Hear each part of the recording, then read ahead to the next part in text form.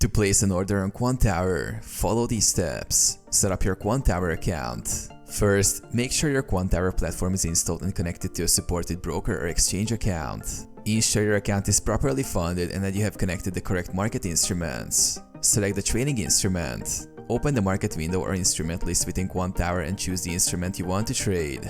You can do this by typing the name or symbol of the asset in the search bar. Choose the order type. Select the type of order you want to place. Quantower supports various order types, including market order, executes immediately at the current market price. Limit order, specifies a price at which you want to buy or sell, executed when the price reaches that level. Stop order, triggers when the asset price moves past a specified level. Set the quantity and price, specify the quantity of assets you want to trade. If placing a limit or stop order, enter the desired price level. Confirm and execute. Double check your details. Click place order or submit to execute the order. It will appear on your active orders list.